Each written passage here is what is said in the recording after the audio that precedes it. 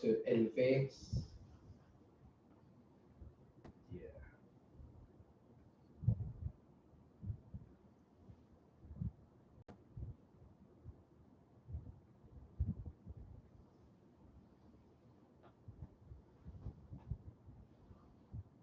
What are we previewing? Backlash? Yes.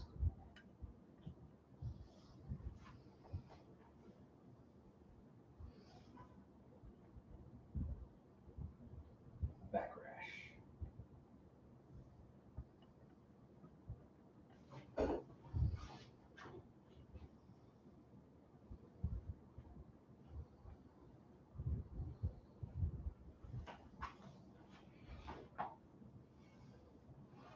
I need to bring this more over here. Yeah, that looks about right. Yeah, that looks about right. All right. I'm still gonna try to be on my phone, Yeah. just in case.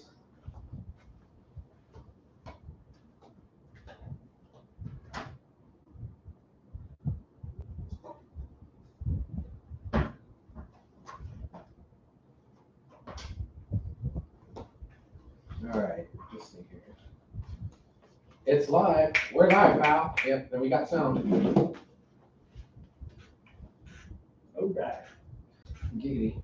All right, so let me go to the HWR page. I'm gonna do the same thing there to summon all of our millions and millions of adoring fans.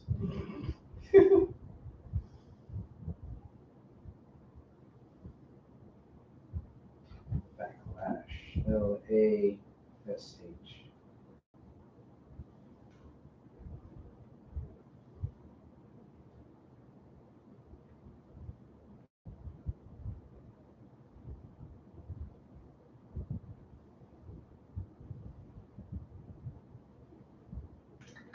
Okay, I have it posted on both the HWR page and our personal pages. We're 461. All right, let's go back here.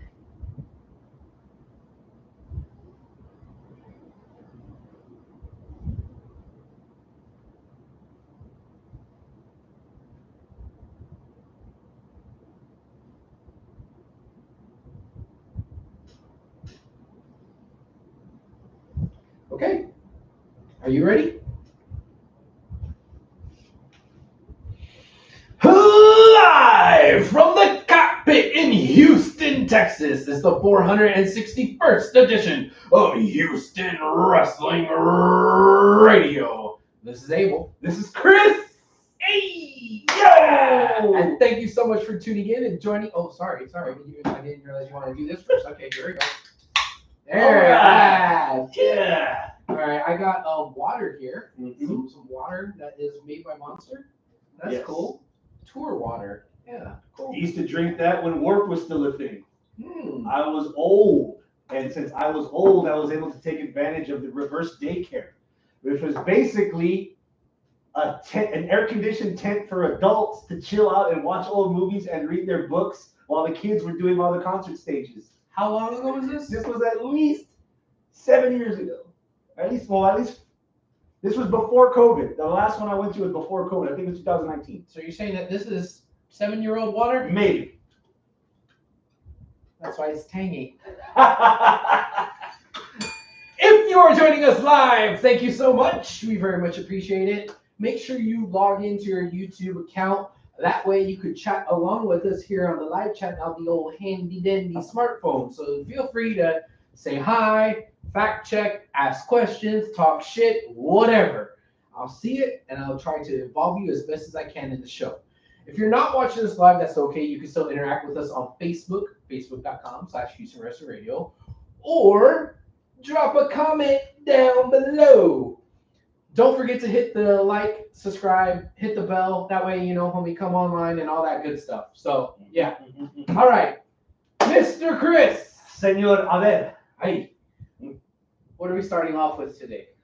Why are we here today? been like this for about a week and a half. Oh, you got a little itch there? Yeah, man. A little, Is it a rash? something about laying on a 600 thread count, like Asian bed sheet cover. Yeah. Do you have a rash on your back? Yeah. Is it a back rash? Possibly. Oh. Because I'm not scratching my front. No. Or my genitalia. Right. So I don't like seafood to begin with, so thankfully I ain't got no crabs. Right. But yeah, man. This isn't the Chris's Crab Shack. No. Okay. That went out of business years ago. I was trying to think of, because it's hard to follow a WrestleMania episode that we had to cut up in two. Right. Um, Sorry about that. Hopefully that doesn't happen this episode. Yeah. We hope that we have our internet connection working this time around. And I would like to think this episode might be a bit brief. Okay. There's not a lot to go around. Okay. I'm trying to think what happened in the last 2 weeks. What normally happens around springtime in WWE? Spring cleaning. Yes. Yeah. Did your heart ache or break for any of the releases? I did not write them down just to test your heart. No. I don't think I have a achy breaky heart at all over any of these. None really stuck out in my mind that was like, oh my god, I can't believe it. Like, I think the biggest name was Braun Strowman, but even then I'm like, oh, okay, cool. There was an awful lot of the NXT women that were let go. Awful lot of the NXT women. Most notably Cora Jade, but I never grew attached to Cora Jade. I know that she was, a good wrestler and stuff, but I never became attached. Maybe because I wasn't watching NXT at the time. I would say that the one that tugged my heartstrings a bit was Strowman, but after the fact, because that stuff is leaking out in the last couple of hours that he wasn't in the best shape, and not physically. Like, he's big bitch. Like, you signed him as a wrestler because he looks unlike everyone else. Yeah, he gets to pick the airport test that Arnold likes to bring up. Right. 50% of one of his legs is paralyzed. It doesn't work as good. Right. And I thought the number was 15, but okay. Yeah, 15% of one of his legs is like shot. Okay. And damn, that sucks. It didn't help. It must not have helped that they had him in programs with fucking Bronson Reed. Yeah. Talk about big bitches. It's in his name. He a big bitch. And then, not that, well, I don't want to say not that he needed it, but it fucking helped. He made Jacob Fatu look like a fucking murderer if he didn't already. For those that don't know about the Fatu. Right. He made him look like menacing. But damn, he couldn't defeat a Rey Mysterio or like a Miz so that he could walk. Or a Grande Americano. Yeah. Grande Americano, fucking Braun Strowman. Yeah. He's got Grande in his name, so he's big. So it eases the aching a bit to know that the door's not closed. Right. They basically, for his condition and the fact that because of his condition, they were overpaying him for the dates that he was gonna do. Yeah. The door's open for him to come back to do a storyline with someone else, and it gives him time to heal up. Yeah.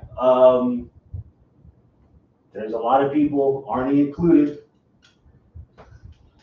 One of these days, Arnold's gonna come back on the show. Here. Yeah. in the bad side of town. Yeah. Dakota Kai. I love how he's always talking about, like, oh man, Chris's place is so far away, blah blah blah. But every weekend he visits his mom, who's also on the southeast. Come on, man. Do we have to have his mom here on the couch, rolling up tortillas? You know what? Or like making some whenever his mom was in town and making for Mexico, and she would make breakfast tacos for me and Arnold over at work. It was a good fucking breakfast tacos. Oh yeah? Yeah, that's some good shit. Dakota Kai.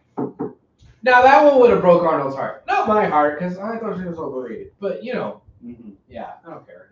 You're and this is not a disrespect to Dakota Kai, but even as good as she was at her best, she was still the third behind Bailey and Io in damage control. Yeah. Yeah. And she had been injury prone. this might have been the best she's looked like Yeah. since she's debuted on the roster in general. Yeah.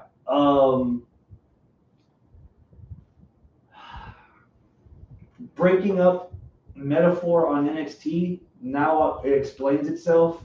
Having Jakara Jackson gone, Yeah. I mean, we throw this around all the time. There's always going to be a Shawn and a Jannetty in the team. Oh. However, as good as Lash Legend is on her own, just by charisma, attitude, presence, she looked better as a teammate with Jakara Jackson. Fair. As a tag team. Yeah. And you need, if you're trying to make the women's division, tag division, credible or existent, you need teams of people that are actually part of the group.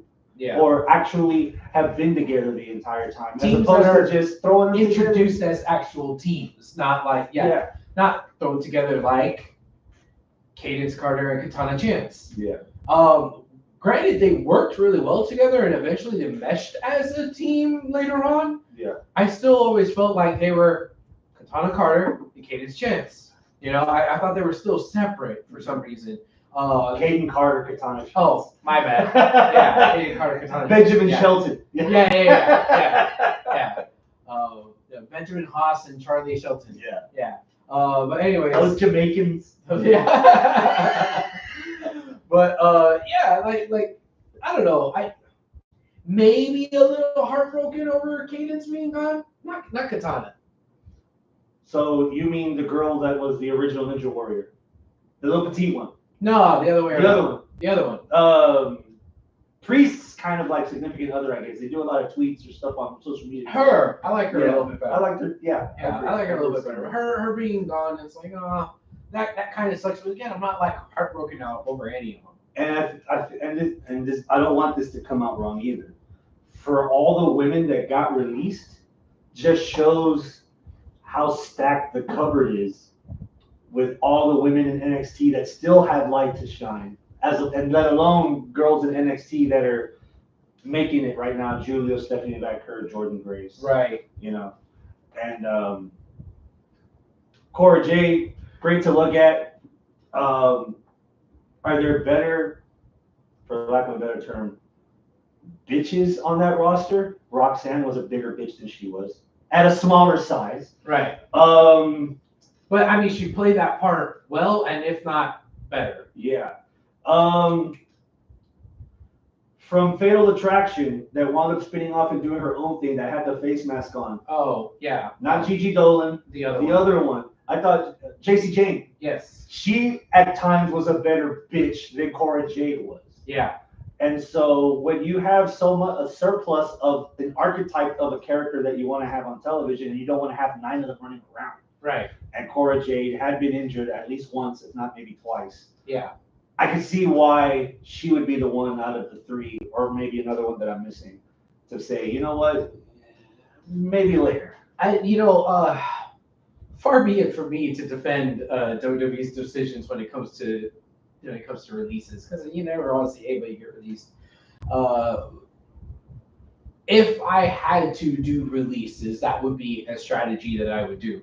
Do I have multiples of the same type of person? Yeah. Right? Multiple archetypes, and I'll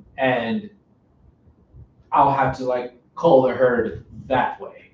And I felt like that there was, like you just said, Jakara Jackson and Lash Legend. Well, we basically have 2 Jakara Jacksons and 2 Lash Legends. All right, well, let's keep Lash. And I mean, even then, with Lash Legend, you can kind of say you have a better version of her with fucking Jade. Mm-hmm. So it's like, maybe a Lash Legend could go. There was a lot of embarrassment of riches, like how you said, with the roster, especially the women's NXT roster. Yeah. One person that we haven't talked about, which I don't know if this is actually part of the spring cleaning or not, is Shinsuke. Shinsuke was rumored to have said, "Nah, peace, I'm out." Like he didn't get released. He said that he just decided to not stick around, and that's why That's why I'm hesitant to even talk about him as part of the releases. Yeah. That's why I'm hesitant to say, well, I'm not heartbroken over him leaving, because he didn't take the same exit everyone else. He didn't take the same exit, one. And two, is this even confirmed? Yeah. Is this real? Is he really, really gone? I haven't seen it confirmed. I've only seen rumors. Yeah. Rumors can be fun. Rumors can be. If he showed you, I think we said this in our personal chat. New Japan could use some stars right now, some established people. Right. You see stuff about fucking. Well, I've seen stuff about fucking. Damn, you're right. The water in the can is better than the water in the bottle. What the hell? That's those PFAS. Yeah. Brody, old school Brody in New Japan. Babo Sapo. Brock Lesnar. Guys that are huge. Yeah. They stand out.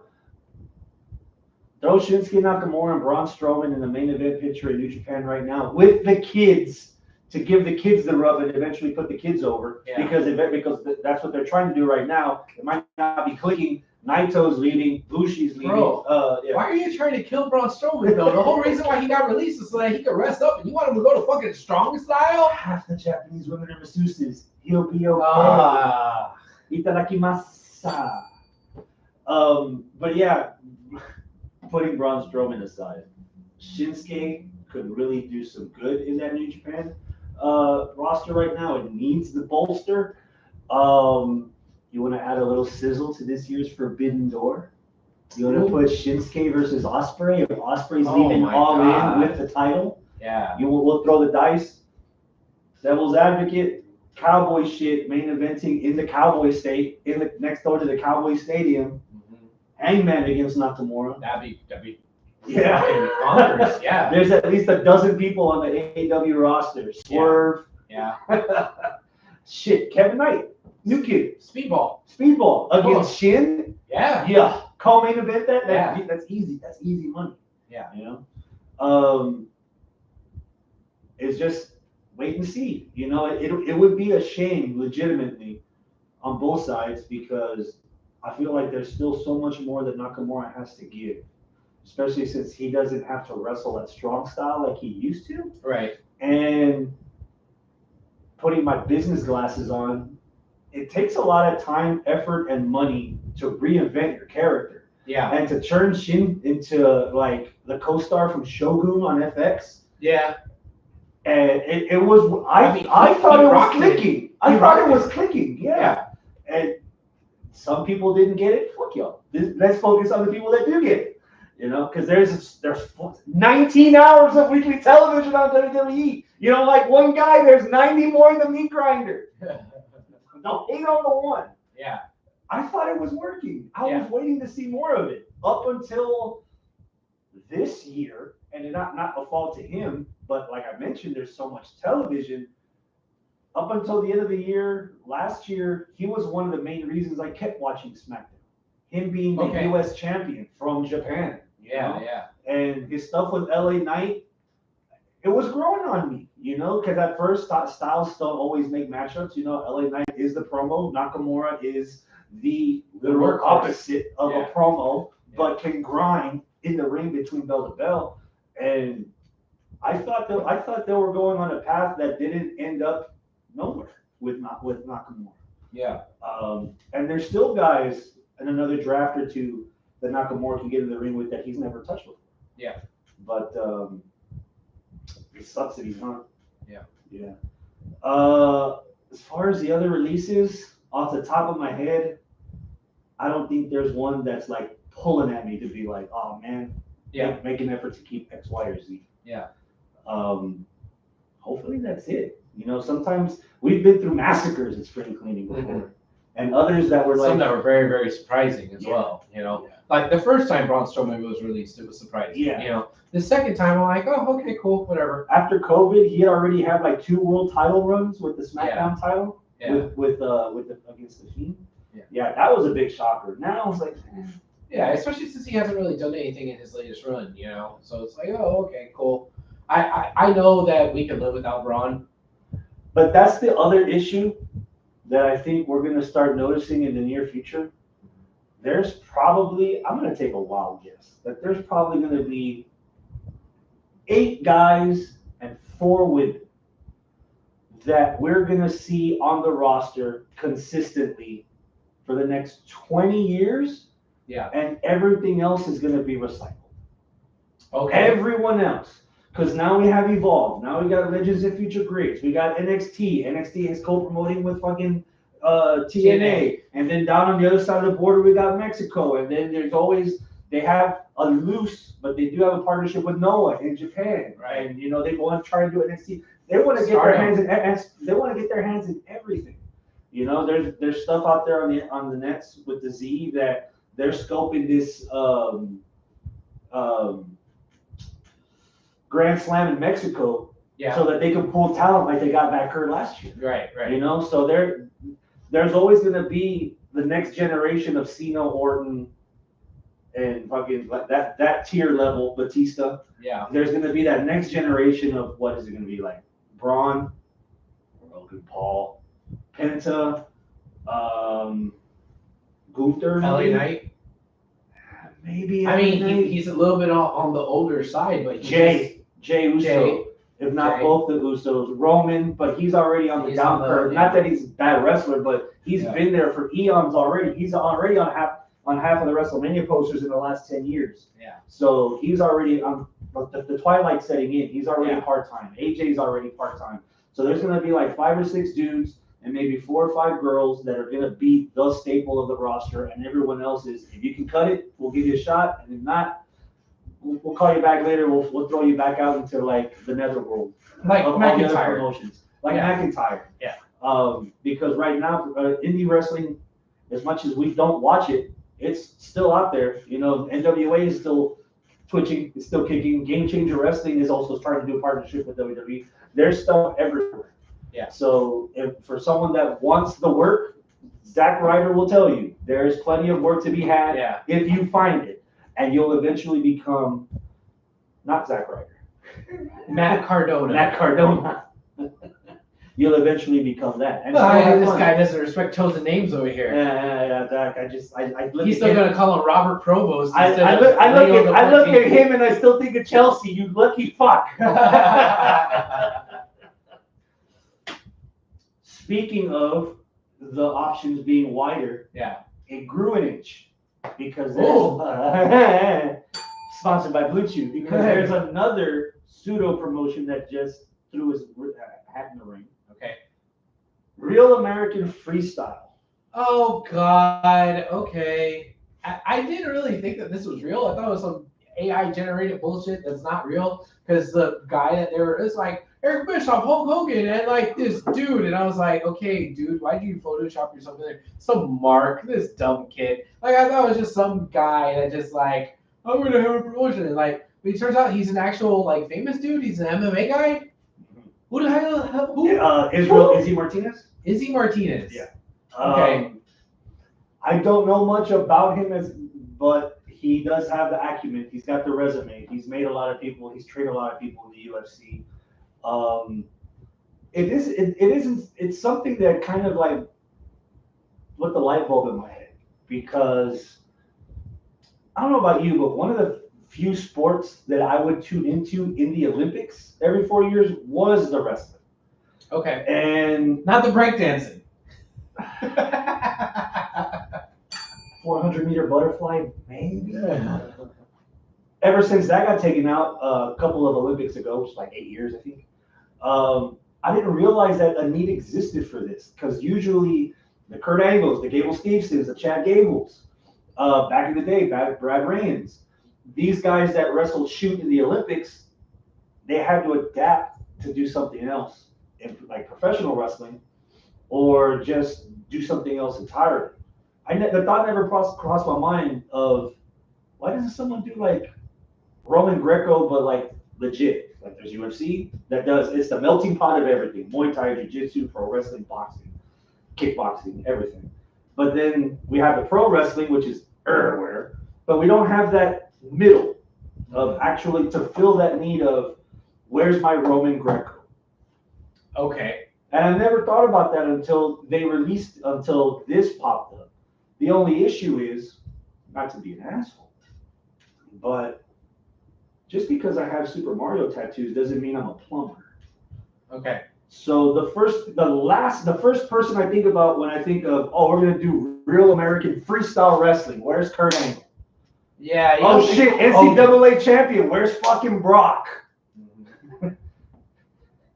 The last person I think about is Hogan. And Hogan. And even to a lesser extent, Eric Bischoff. If you're trying to sell pay-per-views, if you're trying to sell tickets, if you're trying to market, if you're trying to do TV deals, you can convince me pretty easily with Bischoff. Okay. That's about as much defense I'll give those two. Izzy Martinez, he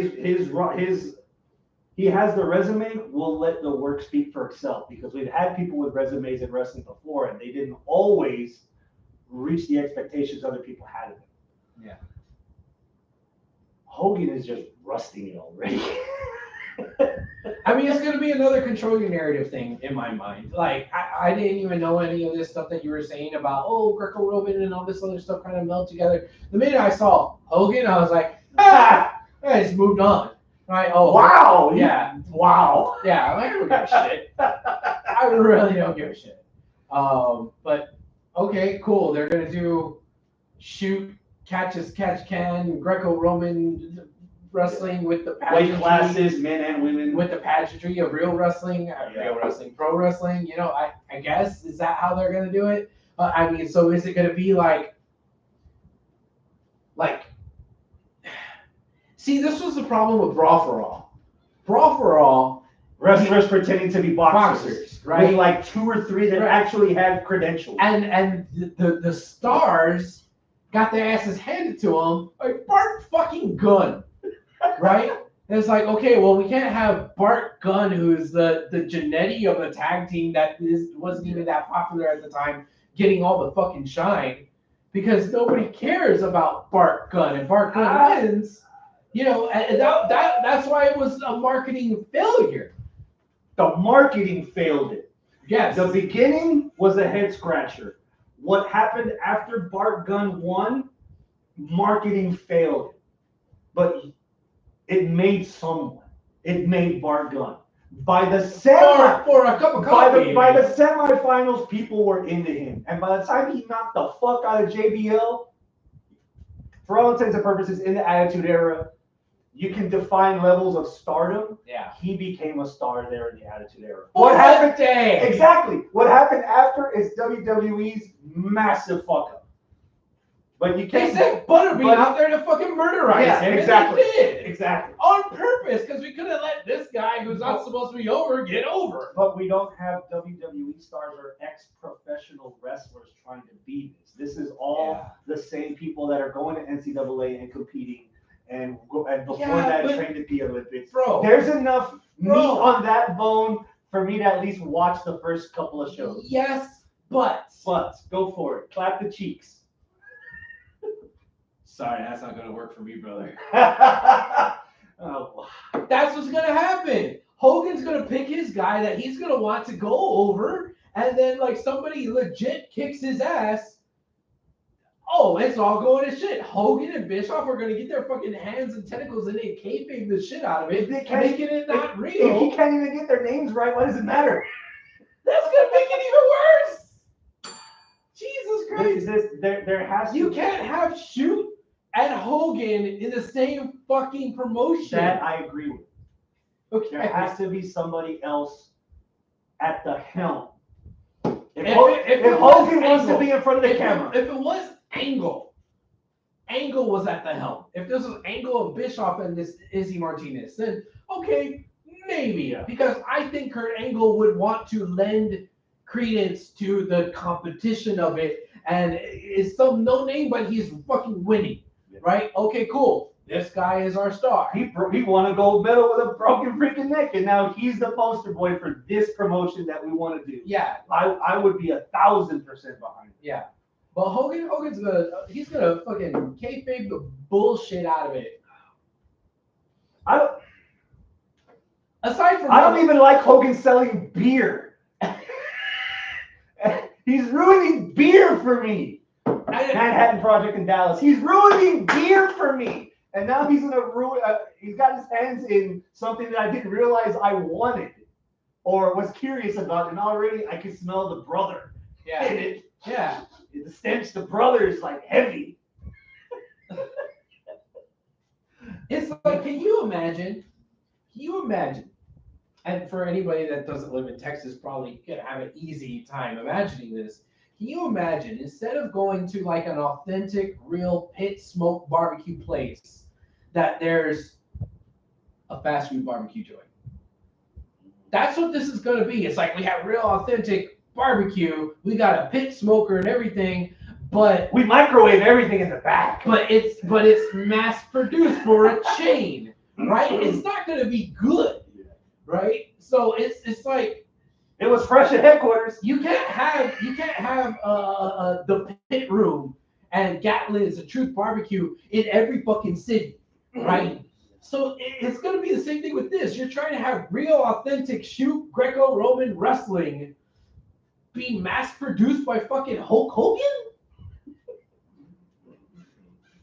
Come on, bro. No, that's not going to work. That's not Hogan and Bischoff's wheelhouse.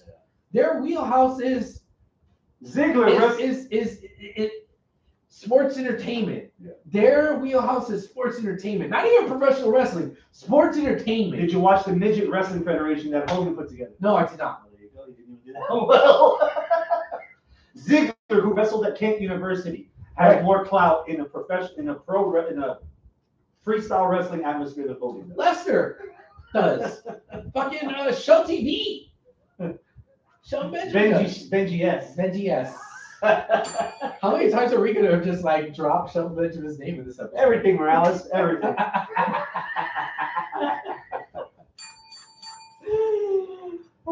It's been about a week and a half. Yes. Match of the weeks. Yeah. Oh, okay. Yeah. Match of the week. We didn't review the thing we previewed last time, right? Yeah, we did. It was WrestleMania. Oh, yeah, that's right. WrestleMania. What else is there? There's one match that happened a few weeks ago. Uh-huh. The semifinals of the Owen. It was Hangman versus Fletcher. Yeah. That was interesting. Okay. It kept my attention. I remember you and Arnold and Hector talking about it in our group chat, and I still haven't. Damn it! You should have told me when we had time to kill. I know. I'm sorry. I didn't watch it. It was great. Does it knock anything off the match of the year? No. I'm glad they went with who they went with, because as a wrestling fan, that AEW caters to. I've already seen Ospreay and Fletcher once, twice, thrice already. Okay. And if that was going to be the final going into Double or Nothing, I was 1,000,000% sure Ospreay was going to win. Okay. There's no fucking way Kyle Fletcher's going to win the Owen tournament and get a main event match at arguably their biggest show of the year in front of arguably the biggest audience they're going to get this year. Mm-hmm. No chance in hell. Ospreay versus Hangman. Yeah. Now it's interesting because it's easy to focus on Ospreay on his ascension because he's the next guy. Yeah. Hangman made Moxley look good in those matches that they had before. That's fair. There's history there. Moxley legit knocked him out. They stopped the match. Yeah. You know, and they rode that wave to a Revolution hardcore match later on in that storyline thread. And we all know all the history of hardcore matches with Hangman. He's all the shit that he did with Swerve, all the crazy. Yeah. And this is the first time ever that we're getting Ospreay versus Hangman in the ring. Mm-hmm. So it's ballsy that they went with Hangman as opposed to a rivalry that's already been there for 6 months, which in hindsight, on paper, I wouldn't be mad at. Oh, you're giving me Ospreay and fucking Fletcher again? Yeah. Oh, wait, it's number one contender for their WrestleMania? Oh, man, Ospreay's winning it hand over fist. Yeah. This, I have no fucking clue. And hot take, there's no bad winner. I'll take Hangman versus Moxley. Okay. And even then, okay, you swerved me with fucking Hangman and winning the fucking title, winning the title shot. Who's to say they don't swerve me next weekend and Joe takes the belt from Moxley? Yeah. because it isn't just about Ride that fucking sweet tooth fame that Joe has for a little bit. Yeah, but not just that. I bet a lot of people that listen to us or watch us will agree that I'm fucking sick of Moxley as his champion. Oh, yes. 1,000% yes. Would you rather watch Ospreay versus Moxley or Ospreay versus Joe at All In? Well, we all know that you're a Joe-mosexual. That's why I'm asking you. Okay. Yes. Because I'm tired of fucking Moxley. What about Hangman versus Joe? Yes, because I'm tired of fucking Moxley. Thank you. Joe homosexual aside, Yeah. I'm done with Mox. Yeah. I'm so done with Mox. And it sounds like they're going to keep going to All In. At least imagine the hatred if they save this for fucking All Out in Chicago in September. I am so done with Mox that if Mox were to get fired by AEW and were to go to WWE as Dean Ambrose, I'm still done with Mox. I'm still done with Dean. If they reassembled the fucking Shield, I'd be like, no, thank you. Like, if he's in the opening match of Real American Freestyle. Oh, God. Is there a way to hardcore freestyle? Is there a I'm way gonna bite you in the ass? Is there a way to negative watch something to like unwatch it without ever watching it? Like, is there a way to do that? Because that's what I would do. So here's what you do: you record it, and then you fast forward to the end, and then you hit rewind and just watch the rewind. Can I get it on vinyl and just play it backwards and see if it summons Cthulhu or something? Your third eye pops up in your forehead. Yeah. Damn, we went full Cthulhu tonight. God damn, that's a first. Yeah, we went Benjamin something on it.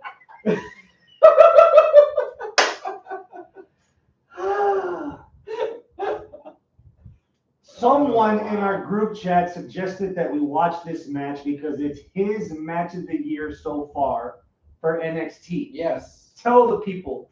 Arnaldo, our good friend, and our sometimes other, depending on the day of the week. Yeah, sometimes co-host. It said that, bro, you gotta watch this match, the main event from NXT, Jordan Grace versus Julia, and that is his match of the year pick from the NXT category, which I needed to refresher on here.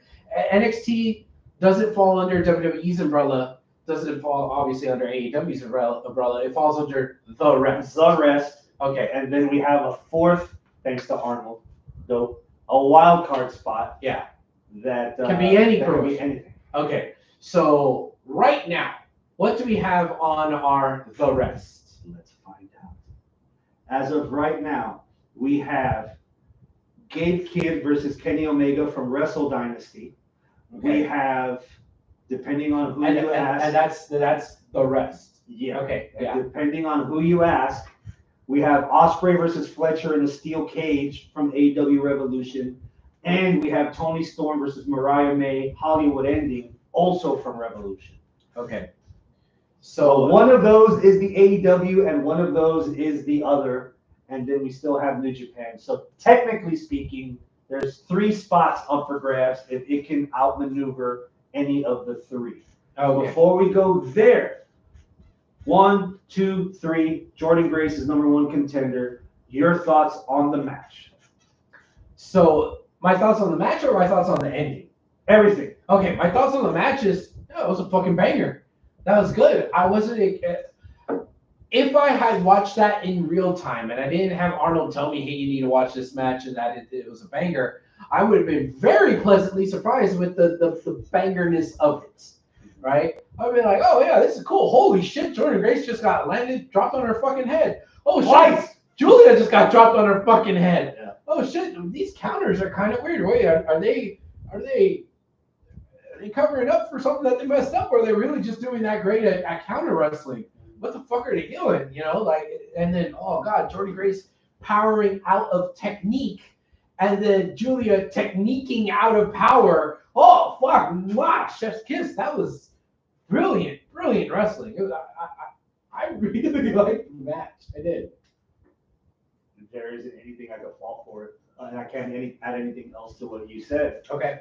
However,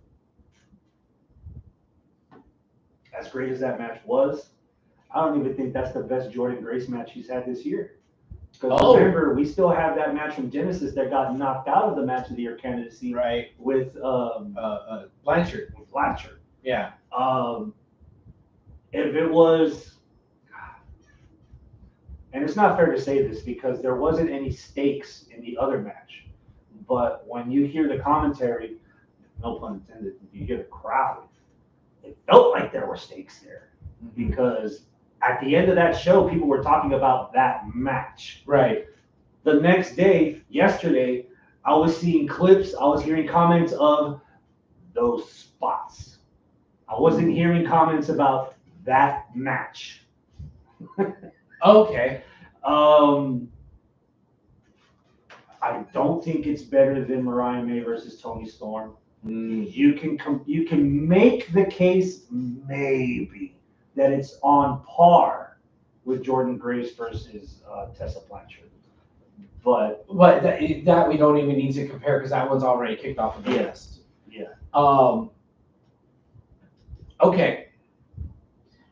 I don't want to do what we normally do here, where we put our thumbs in the middle and we decide thumbs up or thumbs down, because I didn't realize that we still had a problem on our match of the year list. And I'm not sure if we're gonna. I would like to. Let me restart. I would like to fix the problem, and if this match is going to be a tool to help fix that problem that we have on the list right now, great. That's why I don't want to do the put our thumbs in the middle and up or what's down. the or whatever. AEW match? All right. So the AEW match as of right now, Ospreay versus Fletcher, right? Or Mariah May versus Tony. So, and one of those. So the one that's officially on the AEW list is Omega Ospreay, right? We never settled that. We just put two of them on there because we have Because one will be one and one will be the other, the wild card, right? We never really settled on which would be which. So so we still have four. We have four categories and we have four match of the year candidates right now. We have correct? 4 matches and they're each taking up a spot. Okay. The only spot that's locked is the TLC match from SmackDown after Mania because that's WWE. And we don't have any other WWE candidates as of right now.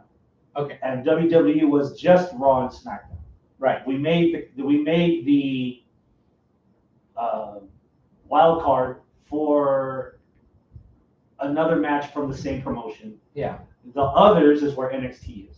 Yeah. So the first thing to discuss is which of the 2 AEW matches is AEW's proper vote. Right. That is going to be difficult. Which is why we added them both. Right. This is so we're coming up against the same problem that we had back then. So which one is the wild card and which one is AEW's actual contender? I would like to make an argument of between those two matches, we have two different style matches. We have your indie-rific, flippy-dippy, high octane, in between the bells match, right? And then the other one is a super story-driven, almost sports entertainment, artistic match, being the Hollywood ending match, right? And I like both for two different reasons. Yeah. Now, if you were to try to use this match, the Jordan Grace versus Julia match, as a tool to help us decide, I will definitely say that this is not an artistic match, not a sports entertainment match. This is a competition in the ring, a high octane moves match. So I think it's easier to compare this match to Ospreay and Fletcher. Yeah, and Fletcher. But you can't do apples to apples on there as far as like the rest versus AEW. So then that brings us to the other category that this would be under, which is the rest. And that match is New Japan. Gabe Kidd versus Kenny Omega. Right.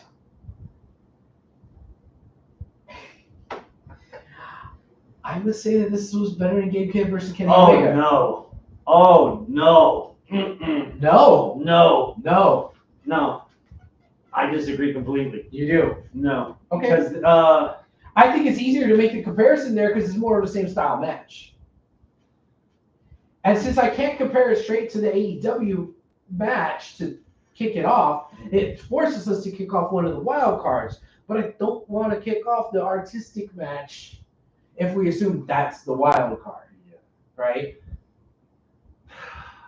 If we look at just indie flippy dippies between Osprey and Omega versus Gabe Kidd or Osprey and Fletcher versus Gabe Kidd and Omega, Osprey Fletcher is better. Osprey Fletcher is better than Omega and Gabe Kidd. Here's the best part. I disagree with you. God damn it! Because I already knew what I was gonna get. I'd already seen them wrestle before. Pretty recent. Then by who? Osprey and Fletcher. Yeah. They'd already run it back twice, I think. Yeah. Once in the rivalry, and then again through Continental Classic. Right. And so this was going to be the third one. This is going to sound a bit of a cop-out, but it feels like there was more passion coming out of Gabe Kidd because he wanted to be the flag bearer of the next generation of New Japan. Fair. He made Tana cry.